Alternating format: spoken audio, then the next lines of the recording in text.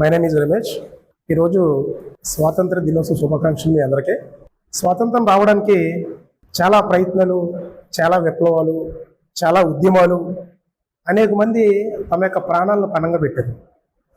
ఇందులో ఒక అంశం కోసం ప్రస్తావించాలని చెప్పేసి అనుకుంటున్నాను. అందులో జలియన్ వాలాబాగ్ మరణకాండ, జలియన్ వాలాబాగ్ మెసక్రీ అని చెప్పేసి అంటారు.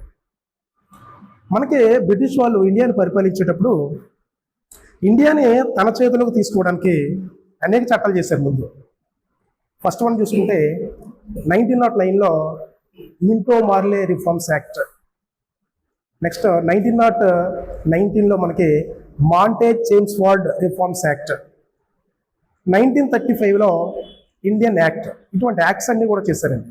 ఈ యాక్ట్స్ ప్రకారం వాళ్ళు ఏంటంటే ఇండియాకి ఏదో మంచి చేస్తున్నట్టు రకరకాల ప్రయత్నాల్లో భాగంగా చేశారండి. స్వతంత్రం అనేది మనకి సింపుల్ గా రాలేదండి. స్వతంత్రం అనేది ఎంతో మంది తమ యొక్క ప్రాణాలు పరంగా పెట్టారండి. ఎంతో కష్టపడ్డారు. తమ యొక్క జీవితాన్ని కూడా పక్కన పెట్టారండి. కొంతమంది తమ యొక్క లాయర్ వృత్తికి వాళ్ళ రాజీనామా చేస్తారండి.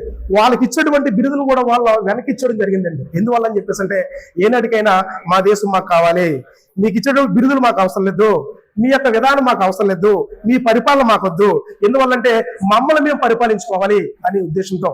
అంటే ఏంటని చెప్పేసి అంటే ఇక్కడ మనం చూస్తామండి, భగత్ సింగ్ చాలా చిన్న వయసులో ఇతన్ని ఇక్కడ హ్యాంగింగ్ చేయడం జరిగింది, ఉరివేయడం జరిగింది.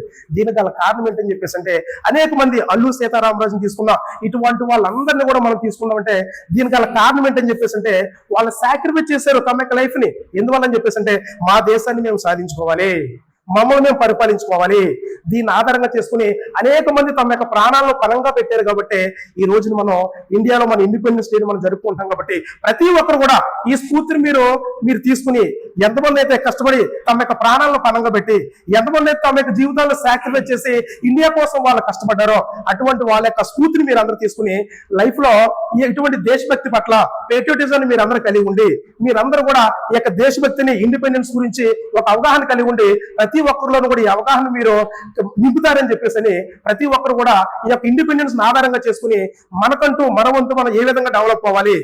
ఇటువంటి వాళ్ళు అల్లూరి సీతారామరాజు అవ్వచ్చు, భగత్ సింగ్ అవ్వచ్చు, ఇటువంటి వాళ్ళందరూ కూడా సేవ చేశారండి. కానీ అప్పుడు సేవ చేయడానికి మనం ఉన్నాం, ఇప్పుడు మనం ఉన్నాం. కాబట్టి మనం ఏ విధంగా మనం దేశానికి సేవ చేయగలం. కాబట్టి ఇటువంటి స్వతంత్రాన్ని మనం ఉపయోగించుకుని బాగా చదువుకుని లైఫ్ లో మంచి స్థానానికి వెళ్ళి మన దేశానికి, మన గ్రామానికి, మన తల్లిదండ్రులకు మంచి పేరు తీసుకురావాలని చెప్పేసి కోరుకుంటూ